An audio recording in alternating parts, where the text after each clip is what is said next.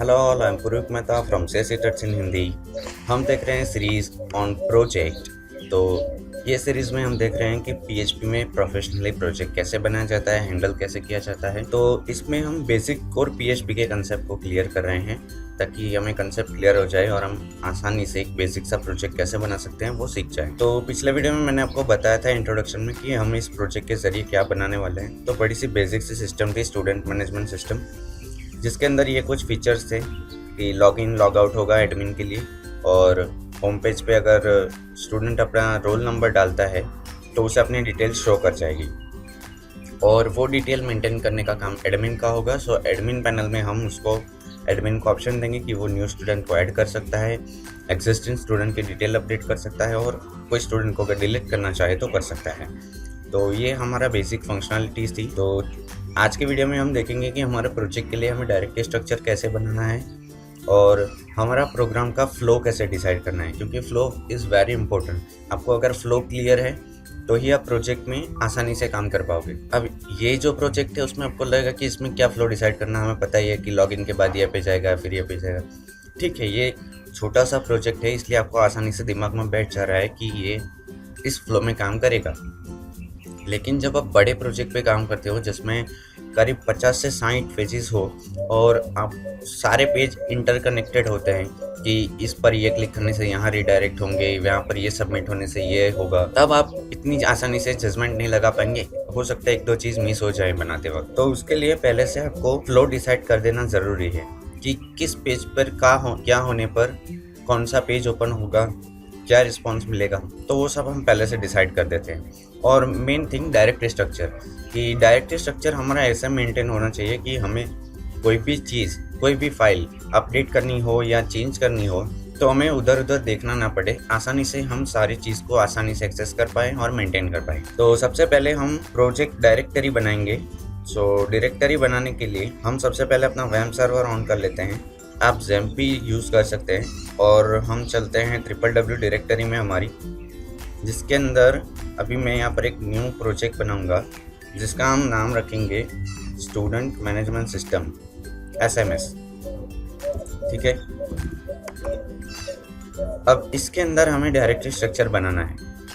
तो याद रखिए, मैं यहाँ पर कुछ बेसिक से फोल्डर्स बनाऊंगा जो आपको हमेशा बनाना ही है। मतलब वो फोल्डर्स किसी भी प्रोजेक्ट में काम आएंगे ही आएंगे, चाहे कोई भी प्रोजेक्ट हो। तो सबसे पहले तो यहाँ पर हम एक फाइल बनाते हैं index.php, जो कि होगा हमारी जो एप्लीकेशन है उसका होम पेज। अब ये नाम इंडेक्स क्यों देते हैं वो हम कोर PHP में समझ चुके हैं। तो अगर आपको कंसेप्ट कोर PHP के नहीं पता तो वहाँ पहले कोर PHP की जो हमारी सीरीज़ है उनसे कंप्लीट कीजिए, फिर यहाँ पर आइए तो आपको कंसेप्ट जो कोर PHP में पढ़ाए गए वो प्रैक्टिकली क्लियर हो जाएंगे। सो ये index.php हमें बना देनी है, मतलब होम पेज हमारा बन गया। अब यहाँ पर हमें कुछ फोल्डर्स बनाए। तो पहला फोल्डर्स होगा CSS के लिए, कि हमारी जो डिज़ाइनिंग होगी तो CSS फाइलें सारी इसके अंदर रहेंगी। फिर JS फाइल्स, ठीक है। फिर अगर हम इमेजेस डालना चाहते हैं लाइक बैकग्राउंड्स के लिए और एनी अदर्स, तो वो इमेजेस इस फोल्डर में रहेगी। फिर आते हैं फॉन्ट्स, कि अगर आप एक्सटर्नली फॉन्ट्स यूज़ करते हैं तो वो इसमें जाएंगे। फिर होता है एसेट्स, मतलब अगर आप एक्सटर्नली कोई प्लगइन डालना चाहते हैं लाइक जावास्क्रिप्ट प्लगइन्स आप डालते हैं, कोई डेट पिकर के लिए डालते हैं, एनिमेशंस के लिए डालते हैं, तो वो आप एसेट्स के अंदर रख सकते हैं। फिर आता है डाटा इमेजेस। ये क्या होगा, सपोज हम स्टूडेंट रजिस्टर करवा रहे हैं तो जाहिर सी बात है कि हम स्टूडेंट को अपना फ़ोटो भी अपलोड करने के लिए बताएंगे। मतलब एडमिन उसका फ़ोटो भी अपलोड करेगा स्टूडेंट का, कि सपोज़ 2 सेम नाम के स्टूडेंट्स हों तो बराबर बात है कि आप एनरोलमेंट नाम से डिस्टिंग्विश कर सकते हैं। लेकिन अगर आपको फ़ोटो भी दिख जाए तो आप आसानी से वेरीफाई कर पाएंगे। सो फ़ोटो हमें स्टोर करवाना पड़ेगा, तो वो डेटा इमेजेस के अंदर हम स्टोर करवाएंगे। ये जो इमेजेस हैं वो वेबसाइट अपनी एप्लीकेशन के रिलेटेड इमेजेस होंगी, मतलब उसके बैकग्राउंड्स, आइकॉन्स, ये सब इमेजेस फोल्डर में होंगी। लेकिन जो हमारे एक्चुअली वर्किंग हो रही, जब लाइव प्रोजेक्ट पर यूज़र इंटरेक्ट करेगा तो एडमिन जो इमेजेस स्टूडेंट्स की सेव करेगा वो होगी डेटा इमेजेस में। तो आई होप आपको यहाँ पर कंसेप्ट क्लियर होगा कि हमें कौन कौन सी चीज़ें की रिक्वायरमेंट होगी। तो ये हमने बेसिक सा फोल्डर स्ट्रक्चर बना लिया। अब ये आपको हर एक प्रोजेक्ट में बनाना ही है, मतलब इतनी चीज़ें तो आपको ज़रूरत कम से कम पड़ेगी ही पड़ेगी। अब बाकी के जो है वो डिपेंड ऑन प्रोजेक्ट होते, तो वो हम हमारा फ्लो डिसाइड करने के बाद बनाएंगे, जितने भी फाइल्स हैं, जितने भी फोल्डर्स हैं। अब इसमें एक चीज़ और रह गई है, एक फाइल हमें बनानी चाहिए, वो है डेटाबेस कनेक्शन।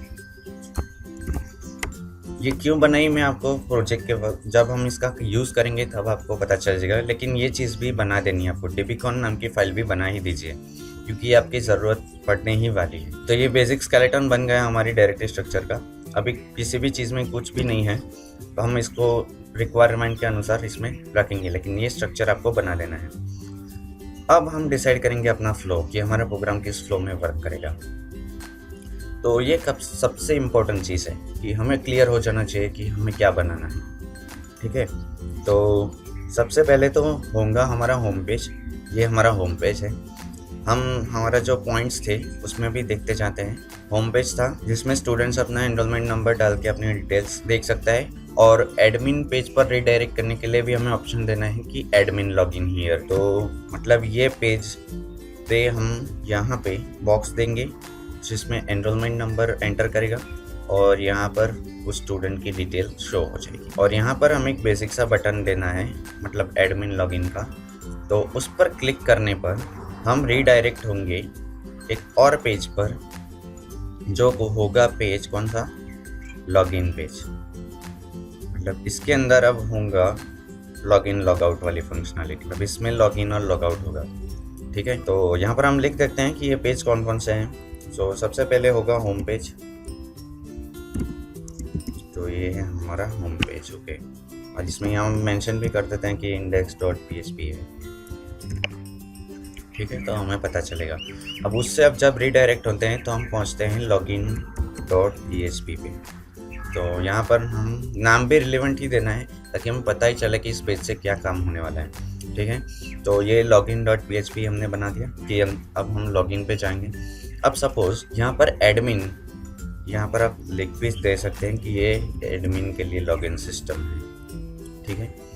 अब ये एडमिन अपना यूज़र नेम और पासवर्ड डालेगा। अगर इनकरेक्ट है तो यहाँ पर हम मैसेज डिस्प्ले करवा देंगे कि इनकरेक्ट यूज़र नेम और पासवर्ड। लेकिन अगर वो सही हुआ तो हम एक और पेज पर रिडायरेक्ट होंगे। वो पेज कौन सा होगा, वो पेज होगा एडमिन डैशबोर्ड। तो यहाँ पर हम लिख देंगे एडमिन डैश, मतलब यहाँ पर हम एडमिन को ऑप्शन देंगे कि आपको क्या करना है, एडिट करना है, डिलीट करना है, मतलब ऐड स्टूडेंट, या फिर अपडेट और डिलीट, जो भी आप करना चाहते हैं। अपडेट करना है आपको या डिलीट करना है, ठीक है। यहाँ पर हम बेसिक सी फंक्शनलिटी उसको देंगे। अब देखिए यहाँ से 3 ऑप्शन है, और चौथा ये यहाँ पर होगा लॉग आउट। तो यहाँ पर 4 ऑप्शन है, या तो वो स्टूडेंट को ऐड करेगा, या तो अपडेट करेगा, या तो डिलीट करेगा, या फिर लॉग आउट करेगा। मतलब 4 में से एक पॉसिबिलिटीज़ है, ठीक है। तो हम यहाँ पर 3 अलग अलग फाइल्स पे रिडायरेक्ट हो सकते हैं। और जो दूसरा है, ये तो लॉग आउट होने पर हम पहुँच जाएंगे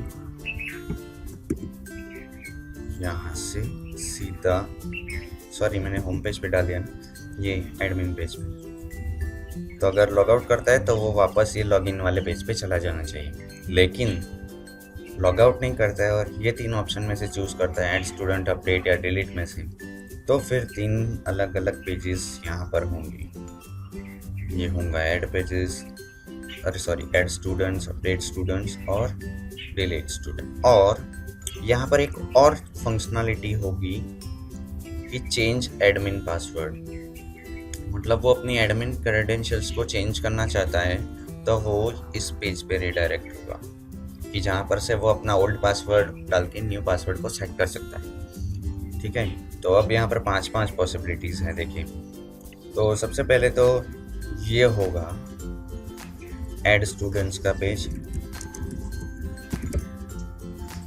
फिर होगा अपडेट स्टूडेंट्स का पेज, और ये होगा डिलीट स्टूडेंट का पेज, और ये है चेंज पास। यहाँ पर मैं अभी ये लिख रहा हूँ, यहाँ पर आप एडमिन की कोई भी क्रेडेंशियल्स को करवा सकते हैं। लाइक उस अगर आप कोई हायरार्की बना रहे हैं कि वो मैनेजर है या रिसेप्शनिस्ट हैं, तो ये सब कुछ आप यहाँ से मेंटेन कर पाएंगे। मतलब ये समझ लीजिए कि एडमिन की कोई क्रेडेंशियल, उसको यूज़र नेम पासवर्ड जो भी चेंज करना है वो इस पेज से कर पाएगा।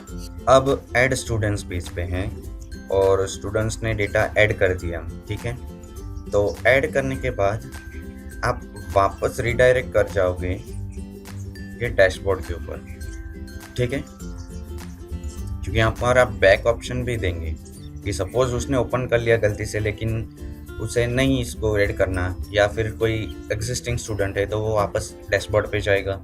तो उस तरह का अपडेट में भी होगा कि अपडेट हो जाने के बाद हम मैसेज देंगे कि ये अपडेटेड सक्सेसफुली, और फिर रिडायरेक्ट कर देंगे एडमिन डैशबोर्ड पे। और डिलीट में भी सेम ऐसा ही होगा कि डिलीट हो जाने के बाद हम उसे डैशबोर्ड पे रिडायरेक्ट। फिर चेंज पासवर्ड में भी ऐसा है कि पासवर्ड चेंज करने के बाद वो हो जाएगा एडमिन डैशबोर्ड पेज पे। मतलब आप देख सकते हैं कि सारे पेज, एक पेज में से 4 पेज पे हमारी पॉसिबिलिटीज़ हैं और चारों पेज की एडमिन डैशबोर्ड के साथ पॉसिबिलिटीज़ हैं, ठीक है। तो ये हमारा बेसिक सा फ्लो है कि इस चीज़ में हमारा ये काम होने वाला है। अब यहाँ पर हमें पेज के नाम मेंशन कर देते हैं कि इसका नाम क्या देंगे, एड स्टूडेंट .php। फिर सेम उसी तरह यहाँ पर हम दे देंगे और यहाँ पर दे देंगे चेंज cAdmin.php, मतलब एडमिन की पासवर्ड चेंज करने के लिए cAdmin चेंज एडमिन, ओके। और इसका नाम होगा admin-php, ठीक है। तो अब हमें पता चल गया कि हमें कौन कौन से पेजेस चाहिए। एक तो होगा ये होम पेज, 1 2 3 4 5 6 7 पेज चाहिए। और एक पेज और रह गया है, वो होगा लॉग आउट की कोडिंग का पेज। ये आपको अभी समझ में नहीं आएगा, मैं जब लॉग आउट की कोडिंग करूँगा ना तब आपको पता चलेगा कि ये क्यों मैंने बनाया logout.php। अब होगा ये logout.php से हम रिडायरेक्ट होंगे। मतलब लॉग आउट करने पर हम यहाँ जाएंगे और इस पेज से रिडायरेक्ट होंगे इस एडमिन डैशबोर्ड पेज पे। तो हमारे पास अब बनाने के पेज हैं 1 2 3 4 5 6 7 8 पेजेस हम बनाने हैं, ठीक है। तो चलिए इंडेक्स को तो हम बना चुके हैं, अब हमें बनाना है login.php को, ओके। अब देखिए login.php हम बनाएंगे कहाँ। चलो login.php हम यहाँ बना देते हैं, हमारी डायरेक्टरी के अंदर बाहर ही login.php बन गया। लेकिन ये जो पेजेस हैं, add student, update student, delete student, change password, credentials, तो ये पेज कहाँ बनेंगे। अब देखिए यहाँ पर अगर यह तो हमने छोटा सिस्टम रखा है, लेकिन इसमें यूज़र मतलब स्टूडेंट के लिए भी कोई फंक्शनलिटी होती, तो आप कैसे प्रेडिक्ट करते अगर आपने सारे पेजेस यहाँ बना दिए सपोज इसके अंदर कि ऐड स्टूडेंट.php, अपडेट स्टूडेंट.php, तो यहाँ पर सारी फाइल एक जगह हो जाती। और अगर आप उसमें एक्सटेंड करते इस प्रोजेक्ट को बाद में कि इसमें स्टूडेंट्स की फंक्शनलिटी बढ़ा दी, मतलब स्टूडेंट के पेजेस भी ऐड होंगे, तो जब आपको प्रोजेक्ट मेंटेन करना होगा, कोई मेंटेनेंस आएगा, कोई चेंजेस करने होंगे, तो फाइलें ढूंढनी पड़ेंगी। तो उससे बेटर है हम एक और फोल्डर बना रहे हैं यहाँ पर एडमिन नाम का। अब एडमिन नाम के फोल्डर के अंदर एडमिन के सारे पेजेस होंगे। तो देखिए यहाँ पर कौन कौन से हैं, admin-php, तो उसको बना दीजिए पहले admin-php, ओके। फिर है ऐड स्टूडेंट, अपडेट स्टूडेंट और डिलीट स्टूडेंट, तो ऐड student.php। अब उसी तरह इसको कॉपी कर लेते हैं 2 बार, मतलब अपडेट और डिलीट भी हो जाएगा। यहाँ पर कर देंगे अपडेट और यहाँ पर कर देंगे डिलीट, ठीक है। ऐड, अपडेट, डिलीट के पेजेस बन गए। अब क्या है, चेंज पासवर्ड क्रेडेंशियल, मतलब cAdmin, तो cAdmin.php, ये पेज भी बन गया, ठीक है। फिर है लॉगआउट का, तो लॉगआउट का पेज हम बार बनाएंगे। सपोज क्यों बार बनाएंगे मैं अभी आपको बताता हूँ। देखिए, हमने यहाँ पर बेसिक सी चीज़ें ही रखी, इंडेक्स मतलब होम पेज, लॉगिन पेज और लॉगआउट पेज। मतलब लॉगिन करेगा तो वो एडमिन के अंदर, एडमिन की फंक्शनलिटी के लिए एडमिन फोल्डर के अंदर रिडायरेक्ट होगा। अब सपोज फ्यूचर में आप स्टूडेंट्स की फंक्शनलिटी ऐड करते हैं, मतलब स्टूडेंट लॉगिन भी देना चाहते हैं, तो आपको फाइल में कन्फ्यूज़न नहीं होगा। आप सिंपल से एक अलग फोल्डर बनाए स्टूडेंट्स के अंदर और स्टूडेंट की फाइलें उसके अंदर डाल दीजिए। तो अब देखिए, अगर लॉगआउट आपने एडमिन के अंदर डाला होता तो जब आप लॉगआउट स्टूडेंट के लिए बनाते तो उसके अंदर भी आपको लॉगआउट बनाना पड़ता, लेकिन यहाँ पर हमने बाहर रखा। मतलब आप इसी फाइल का पाथ एडमिन की डायरेक्टरी में भी लॉगआउट के लिए दे सकते हैं, स्टूडेंट की डायरेक्टरी में दे सकते हैं। तो ये सारी फाइलें हम बना चुके हैं और ये हमारा फ्लो भी डिसाइड हो गया कि हम क्या करने वाले हैं। सो नेक्स्ट वीडियो में आज अब हम देखेंगे कि हमें डेटाबेस कैसे बनाना है। ये पूरे प्रोजेक्ट के लिए database design is also important thing. तो नेक्स्ट वीडियो में हम डेटाबेस अपना क्रिएट करेंगे और टेबल्स बनाएंगे उसमें।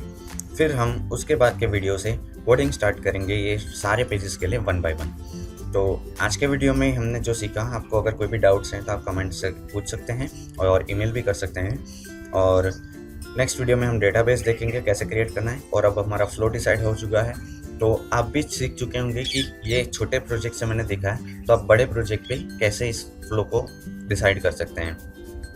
ज़्यादातर मैं तो कहूँगा आप वाइट बोर्ड या तो पेन और पेपर का यूज़ कीजिए या पेंसिल और पेपर का यूज़ कीजिए। और क्योंकि बड़े प्रोजेक्ट में आपको काफ़ी सारे पेजेस होंगे, तो हर बार आपका पेंट में करना इतना आसान नहीं होगा, क्योंकि ये छोटा था इसलिए। फिर भी देखिए आप कितना यहाँ पर कंजस्टेड लग रहा है। तो बेटर है कि आप शीट यूज़ करें जो A2 या A3 की आती है, या फिर आप कोई पेन और पेपर का यूज़ कीजिए। तो इस तरह से फ्लो डिसाइड होता है किसी भी प्रोजेक्ट का, और आपको हर एक रिलेशन देखना पड़ता है कि ये पेज पर क्या होने पर कहाँ पे रिडायरेक्ट होगा, ठीक है। उसके हिसाब से आप इस तरह का डायग्राम बना सकते हैं। तो आई होप आपको सब कुछ समझ में आ गया होगा। तो फिर मिलते हैं नेक्स्ट वीडियो में डेटाबेस के साथ, और ऐसे इंटरेस्टिंग वीडियो के लिए बने रहिए हमारे साथ CSE Tuts in हिंदी पर। Don't forget to like, share and subscribe this video, and happy coding.